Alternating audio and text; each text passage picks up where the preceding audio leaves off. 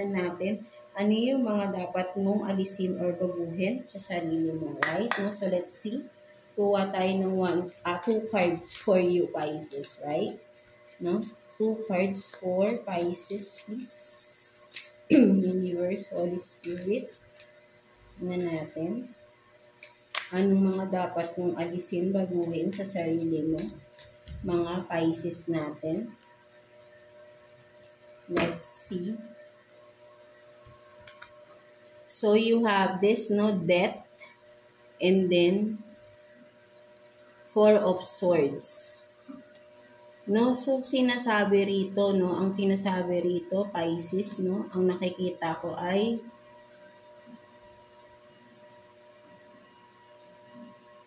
kumbaga parang sinasabi rito, wag mo, ang nakikita ko rito, Pisces, no, wag mo nang pilitin ang isang bagay na alam mong tapos na.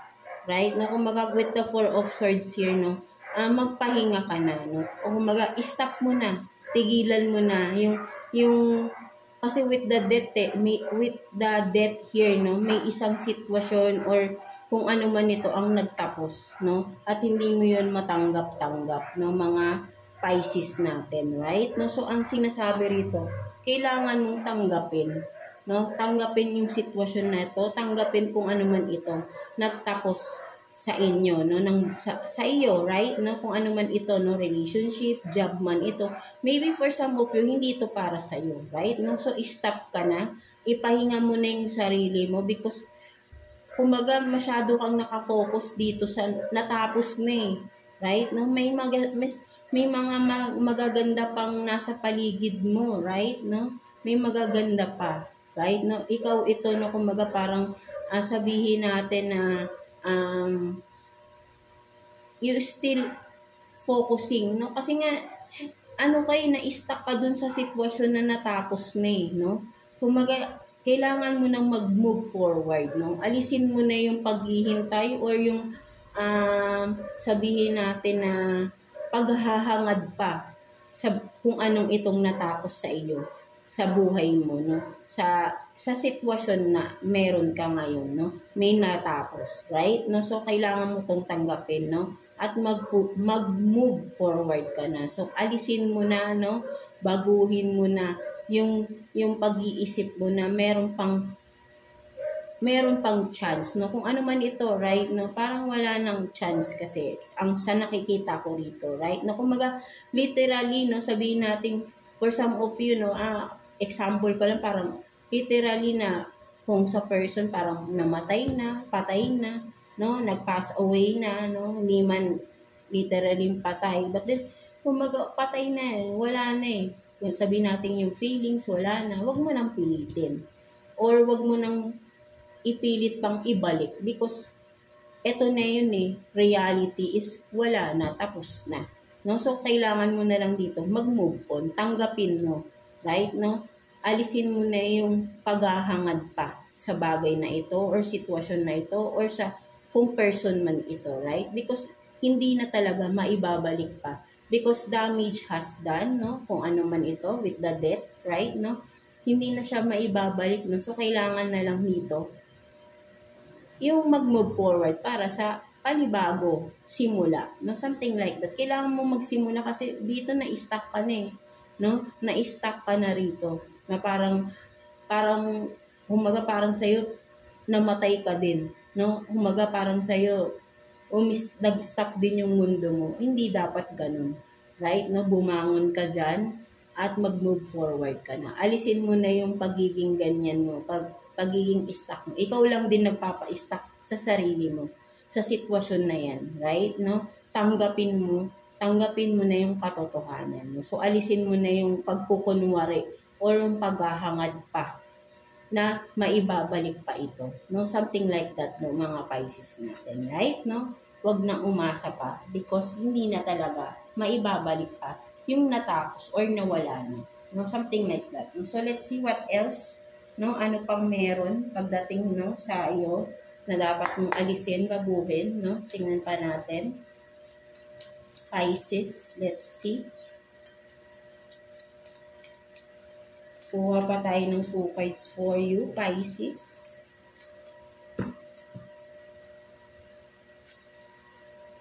So, you have this, no? 2 of Swords in reverse, and then Page of Wands. No? So, ang nakikita ko naman dito, no, mga Pisces natin, for some of you, right, no?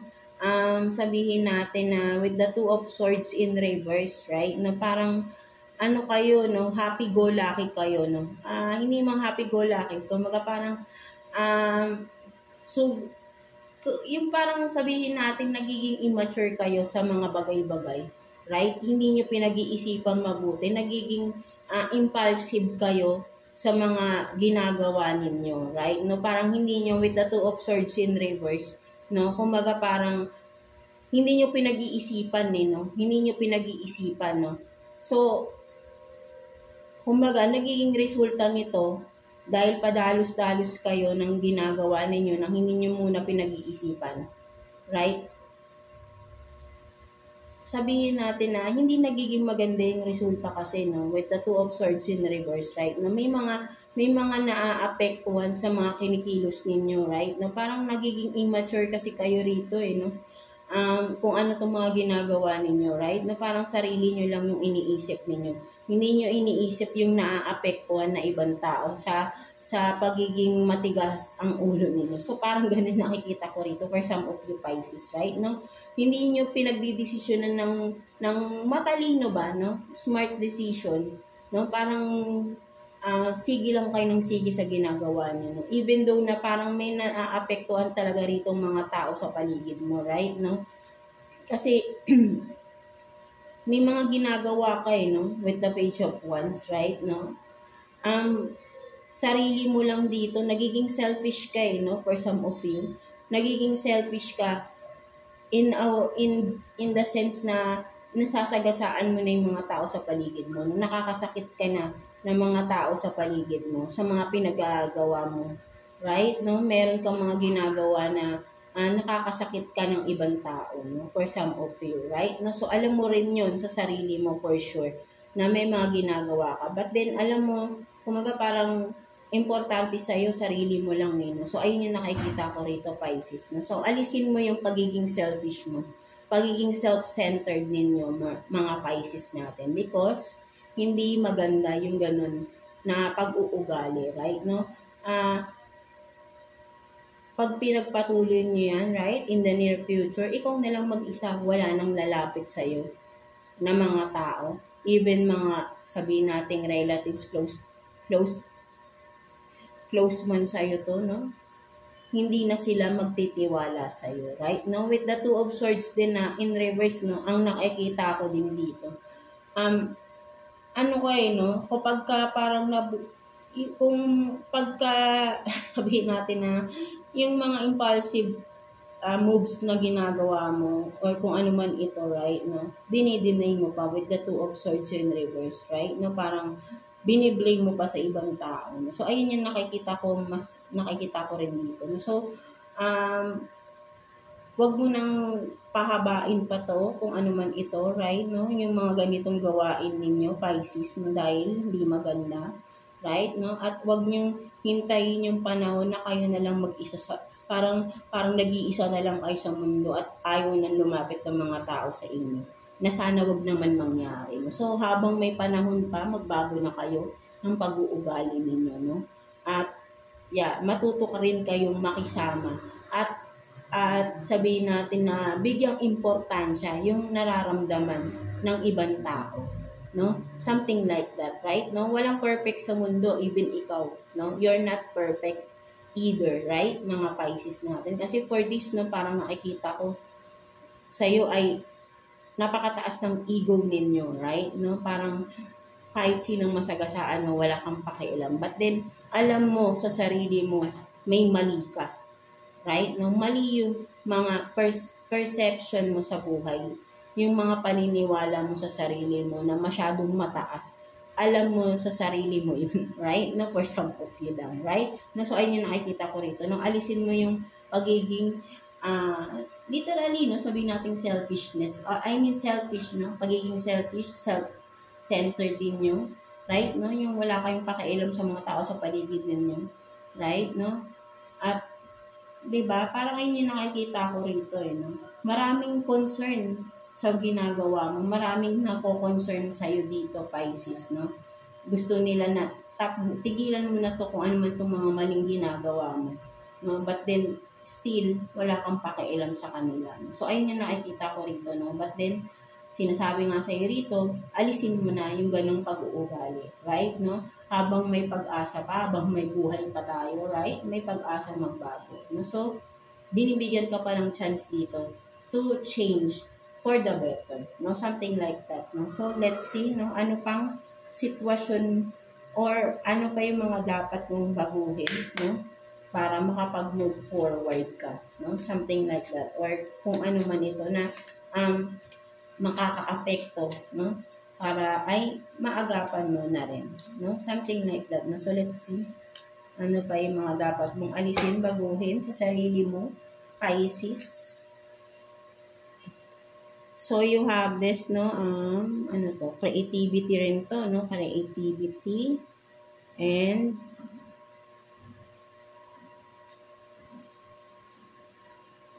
ground, no?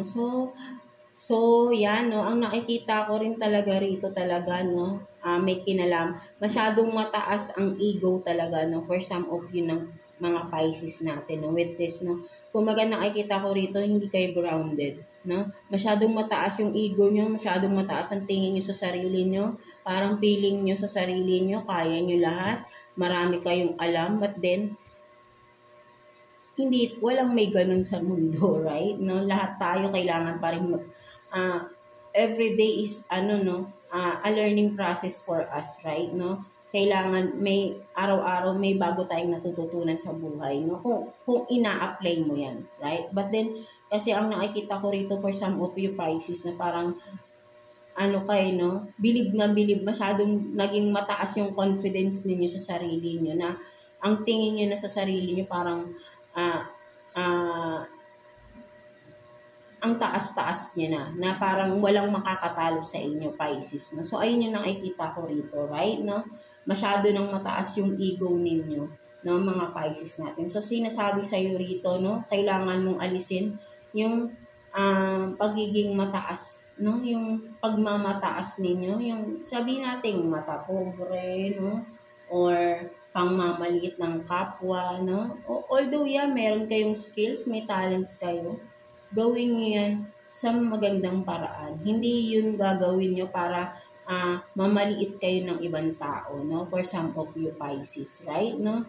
So, binigyan ka ng gifts, binigyan ka ng talent ni God, gamitin mo sa magandang paraan. Hindi para mangmaliit ng ibang tao. No? Something like that. No? So, ayun yung nakikita ko rito. No? So, makakatulong ka pa nga if you will share those skills or maybe for some of you, no, kung ano man itong mga skills and talents ninyo, right, no, na ginagawa mo at maraming humahanga. Yes, makikita ko rito, maraming humahanga sa inyo, maraming nabibilib sa talent ninyo, skills ninyo, ano man ito, right, no, for some of you. So, kumbaga parang for some of you, ba kilala kayo in social media, no, or maraming nakakakilala, nabibilib sa inyo. So, parang from that, no, nag-iba yung ugali ninyo, right? No, parang sabi natin tumaas ang ere ninyo, no? Lumakas ang hangin, literal, right? No? Naging mayabang, no? Direct to the point, no? Naging mayabang, no? So talagang lumaki ang ulo, no? Hindi na kayo yung down to earth na person before, no? Because nagkaroon lang kayo, no? Ngayon, ang taas na ng tingin nyo rin sa sarili nyo. But remember, right, no, mga Pisces, hindi kayo mapupunta sa ganyan kung wala yung mga taong maliliit na nagsuporta at bumilib sa inyo sa mga ginagawa ninyo sa buhay, right, no? So, magpasalamat ka sa kanila and kay God na meron kang ganyang skills, may ganyan kang talent, right, no? Huwag mong gamitin sa pangmamaliit ng ibang tao yun. Right? No? Binigyan ka niyan para, yun nga, maging inspiration ka sa ibang tao. Hindi sabihin natin, i-disappoint ang mga tao. No? Something like that, right? No? So, isipin nyo lagi, may balik at may balik, no? Ang mga ginagawa natin, kung ano man ito, mabuti or masama, babalik din yan sa atin, right? No, mabuti ginawa mo, babalik ang mabuti sa'yo, masama, masama din ang babalik sa'yo, right? Always remember that, no, mga Pisces natin. No? So, let's see, no, person on your mind, no, tingnan natin anong sitwasyon. Kuha tayo ng 2 cards for you, mga Pisces natin, person on your mind. No, anong sitwasyon meron kayo, mga Pisces? Let's see.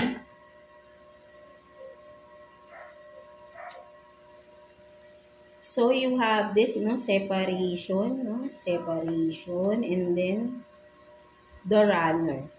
No, so, ang nakikita ko rito, no, person on your mind, no, fear of intimacy, running away, intensity, and letting go. No? So, meron dito na may separation na nangyari for some of you, right? No? Sabihin natin na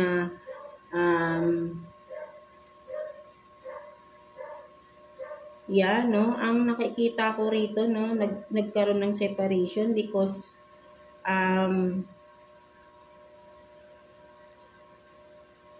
sumakabilang bahay, no, for some of you. So, ayun yung nakikita ko rito, right, no, because lack of intimacy, no, for some of you, maybe vice versa tayo, no, merong hindi na nasa-satisfy, no, for some of you. So, ang nakikita ko rito, if that is the case, no, mga Pisces, then that person is not meant for you, right, no, dun siya nagbe-base sa sexual desires niya. Right? Hindi love yung nararamdaman niya nung first time kayo nagkakilala, right? Maybe for some of you, ayun agad doon, may nangyari agad. That's why, nung akala nyo, gusto niya na yung isa't isa, mahal niya na yung isa't isa, or ikaw to, napamahal mo talaga, but then yung person mo, no, nakakita ng iba, yun, akala niya, dati, no, kumbaga parang nakakuha siya ng iba, no, so, kasi ang nakikita ko rito, no, nagkaroon kayo ng relationship because of intimacy, no? Because of sexual desires. Yun yung naging start, no? At akala mo, ikaw na pamahal ka na, minahal mo na, but then yung person mo, no? Kumbaga parang ang nakikita ko rito is, yung the other person is still sexual desires pa din ang kanyang focus. Hindi yung relationship, serious relationship, no? Kumbaga, ayun yung nakikita ko rito. No? So, naghanap ng iba. No? Nawala na yung thrill niya, no, when it comes to you. No? So, sad to say, right? No? So, ayun yung nakikita ko rito. No? That's why nagkaroon ng separation. No? Merong nakitaan dito. May third party for some of you. No? Pinagpalit sa iba. No? Ayun din yung nakikita ko rito, right? No? So, talagang hindi mo akalain, no? For some of you, akala mo maayos kayo. No? But then yung pala, no, ay meron pala siyang iba, no, something like that, no, because hindi na siya nasa-satisfy, no, literally, no, sa inyong no, sa being intimate, no, parang hindi na siya nagiging intimate sa iyo, no, ramdam mo din yun. So if that's the case, again, no, sinasabi ko is that person is not meant for you, right? No, kasi hindi love yung hinahanap niya, no, it's just last, no? Kumbaga ay pangangailangan lang, no? At that person is not ready to commit, no? Hindi committed or sabihin nating hindi seryoso tong tao na ito. So maybe ay tama lang yung paghihiwalay ninyo, no? So alam mo rin naman yun, no, mga Pisces natin, right? No? So masakit man, no? But then you have to move on, no? Accept this, no? At magandang nalaman mo na rin, no, na may ganun, na may ganitong pangyayari, no, at naghiwalay kayo para kasi meron pa rin mas para sa iyo, no. Maybe kailangan mo lang matutunan yung mga lesson na dito sa relationship na you had before with this person, no, for some of you, right? No, may mga lessons to learn here na para mag-grow ka pa, no? Something like that ng mga Pisces natin. So parang na-awaken ka rin dito, no?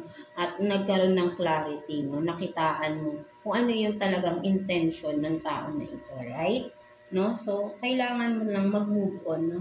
Tanggapin mo na ito, no? Kumbaga, wag mo nang habol-habulin, right? Because uulit at uulit lang to because hindi love ang hinahanap ng tao na ito, right? No? Iba yung hinahanap niya, no? So, let's see what else, no? Kuha pa tayo. 2 cards here for you. Person on your mind, no? Mga Pisces natin, right? No? Let's see. Person on your mind. Kuha pa tayo for Pisces, please.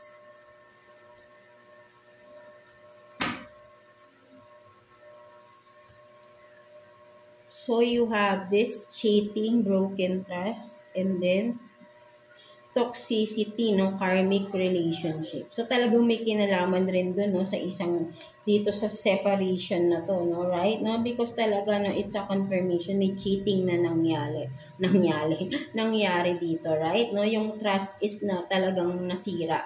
Right? No? And of course, no? Kapag yung trust talaga ay nawala, ang hirap ibalik niyan, right? No? And maybe for some of you talagang napaka-toxic na ng relationship na yan, right? No? Paulit-ulit yung nangyayari, right? No? Kahit sabihin mong pinapatawad mo or nagbabalikan, nag-aayos, uulit at uulit pa rin, no? Maybe dahil that person is your karmic, no? That's a karmic relationship, no? So, sabi ko nga, no, baka dapat talagang mangyari because may dapat kang matutunan, no? Because of this karmic relationship, right? No? May mga lessons to learn sa relationship na yan. That's why kailangan, no, from that, no, may ma-earn ka na wisdom from that para for you to able to grow more, no, sa iyong buhay, right? No, at mas mag-mature ka pa, no? Parang tinuturuan ka dito ni universe mag-mature, no? Baguhin mo na yung iyong perception sa buhay mo, no? At matuto ka dito sa napagdaanan mo na ito, right? No? At kumbaga parang with this, no, kung ano tong mga na-experience mo dito sa relationship na to, right? No? Mas magiging matatag ka rito, right? No? At parang tinuturuan ka rito kilalanin ang bawat tao. No, parang ganun din yung nakikita ko rito, right? No, kasi madali kang nauto no, something like that. Or nadala ka ng panlilin lang, no. So, sinasabi rito, no, parang nakikita ko rito ay tinuturuan ka na magkaroon ka ng malakas na pakiramdam. Intuition ba, right? No, palakasin mo yung intuition mo sa mga tao sa paligid mo nang hindi ka nalilin lang, no. So, it's a lesson to learn, no, for you, no, mga Pisces, and of course from that, no, palakasin mo yung kumaga binibigyan ka ng ano rito na maging aware ka, no, para hindi na to maulit, no, something like that, right? No, mga Pisces natin, no? So let's see, no, what's the message advice for you ni universe, no, mga Pisces natin. Kuha tayo ng 1 card for you, Pisces. Message advice for you, Pisces.